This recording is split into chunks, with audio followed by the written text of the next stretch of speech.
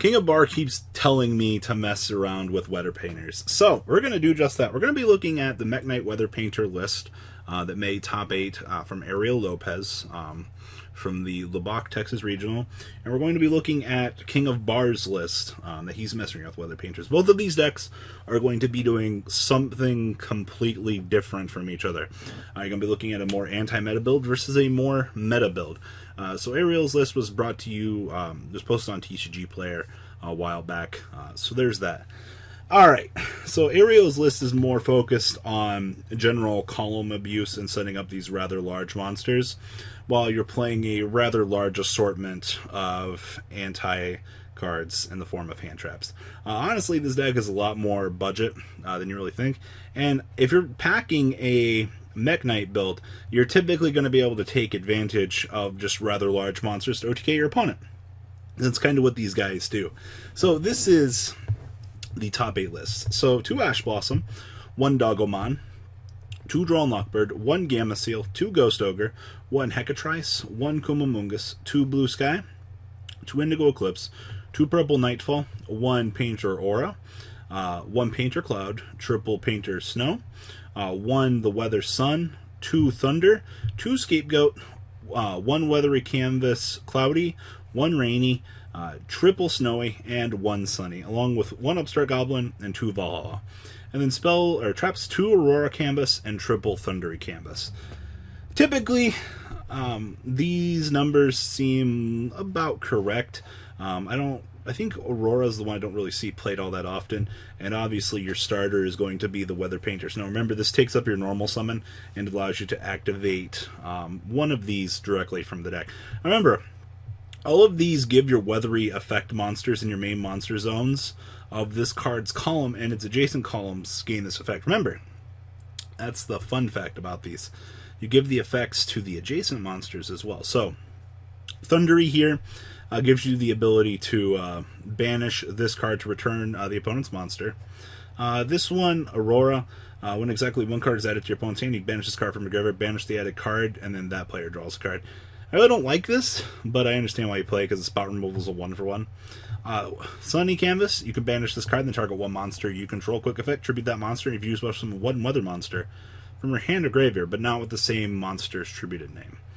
Snowy Canvas here, you can banish this card. Quick effect to add 1 weather from your deck to your hand. Also, you cannot add cards from your deck to your hand for the rest of this turn except by drawing them. So you can only control 1 of these. This is your basic Rhoda. And then, of course, more of the fun stuff here. Rainy Canvas. You can banish this card and target 1 spell trap card your opponent controls. Quick effect, return it to the hand so you get bounce ability. And Cloudy Canvas, you can banish this card, then target 1 face of monster on the field. And then you can have that monster's current attack.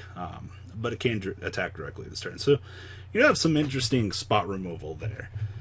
Now, the extra deck. 1 Underclock Taker, 1 Weather Painter Rainbow, 1 Saruja, 1 Proxy, 1 Link Rebo, 2 Link Spider, 1 Electromite, 1 Borreload, 1 Phantom Knight Breaksword, 1 Grand Pulse, 1 Prime, 1 Hope Harbinger, 1 Cypher, and 1 Cypher Blade. And then let's see here. The extra deck here. 1 Ghost Ogre, 2 Ghost Reaper, 2 Cosmic Cyclone, 1 Raigeki, triple Anti-Spell, triple Dimensional Barrier, 1 Skill Drain, and 2 Waking the Dragon. I gotta love, just shout out to Waking Dragon. Love this card so much. But your whole premises of this deck is pretty much within the Weather Painters themselves. This one has the ability of, during your standby phase, that this card was banished to activate a Weather Painter card's effect. You can special summon this card. So this shit comes back for fucking free, mind you. So that's great. This one, once returned during your standby phase, this card was banished from the field to activate a Weather Painter's effect. This guy also gets to come back. Aurora over here, this card also gets to come back. Same thing with Sunny over here. This thing gets to come back. And then Thunder also gets to come back. Did I mention the fact that some of the reason why we can't play Duality and things in this deck past turn 1 is unfortunately, cards that would prevent special summoning kind of bad in this deck because these things all do special summon during the next standby phase. So you won't get the ability to kind of take advantage of that. Now the rest of the Weather Painters, Thunder here, you can send 1 face of continuous spell and trap card to control the graveyard, place another Weather Painter from your deck in your spell and trap card zone, which is excellent. Mr. Sun over here, if this card is in your graveyard, you can send a face-up continuous spell and trap card to the graveyard, special summon this guy. If you do, you can place one the weather spell trap card from your hand face-up and spell trap card. So you get free activation off of this if it's in your graveyard. We already talked about the wonderful world of snow. And then Cloud over here, if another face-up the weather card you control sends the graveyard target up to 2 the weather spell and trap cards, place them face-up in your spell and trap card zone, so you can get some recycle ability here. And then Aura over here. When this card's normal summon, you can place a weather spell and trap card from your hand, deck, or graveyard face up in your spell and trap card zone. They better give it this effect, because this thing's a fat-ass level 6. And wanting to play these things is actually really hard. Now, remember, we do get to take advantage of Valhalla, getting to special summon a fairy monster when I control no monster. Generally, you'll be able to push out more combo pieces here. It's one of the things I kind of like about these weather painters is you can use Valhalla to combo extend and go even further with this deck, which is actually kind of cool in the grand scheme of things. But this is more of your aggressive build, about as aggressive as you can honestly get with the weather painters. And then the next build was the stun build that I've been seeing Barr mess around with. Barr's been wanting to take advantage of the beautiful counter trap cards. Now, some of you might be like, maybe we should have Strike in the deck here so we can get more Rebirth of Valhalla play. I do agree with that sentiment. You can play 43 cards if you want, if you don't really put a lot of faith in Torrential Tribute. But Barr's list is more of that slow-paced stun variant, and he's trying to take advantage of the slower-paced game state, especially if you can resolve Sacred Archknight here. Also remember, when Rebirth does go off, this does include an effect to special summon one Parshath monster from your deck or extra deck.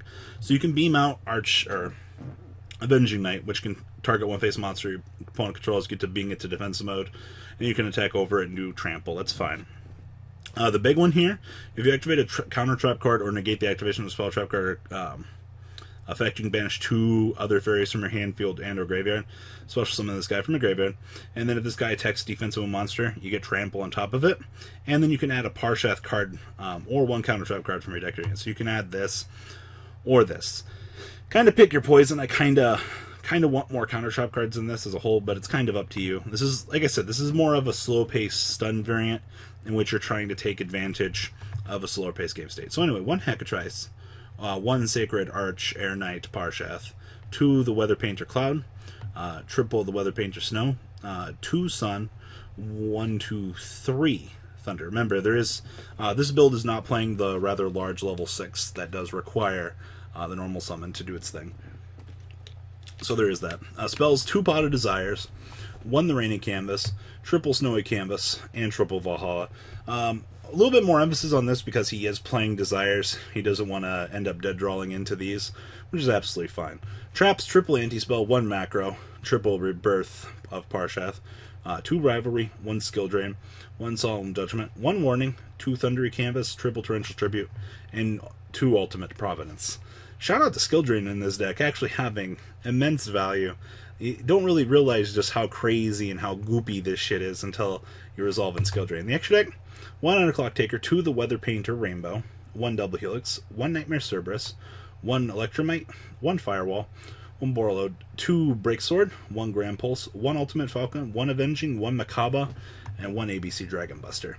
Side deck, 2 Turtles, triple Ghost Reaper, triple Evenly Matched, 2 Heavy Storm Duster, 2 Waking the Dragon, and triple Wiretap. Now, like I said, Barr's list is more towards the variant, stopping your opponent. There should be general things you might want to change. Adjusting your cherries targets depending on how you want to for the new list, depending on your local format.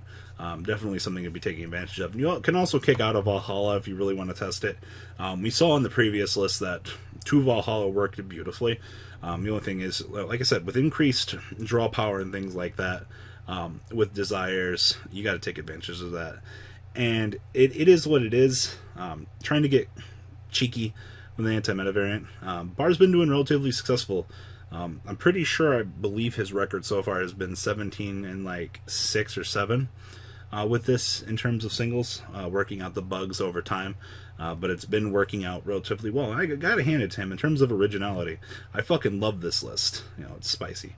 But that's all I have for this, guys. What do you think of Ariel's list? What do you think of Barr's list? Two different takes on a very interesting concept. Please leave a comment down below. Tell me what you guys think about the deck. And that's all I got, guys. Deucerino is my answer.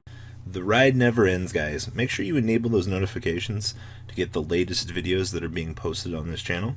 Make sure you guys check out VanCole40 for my Cardfight Vanguard channel. And join me and House of Champions on the Zodiac Duelist TV Twitch stream. We'll be interacting with our audiences. And please check out No Limit Gaming and LGTCG.com for the cheapest trading cards on the market. Thanks for watching, guys, and please have a good day.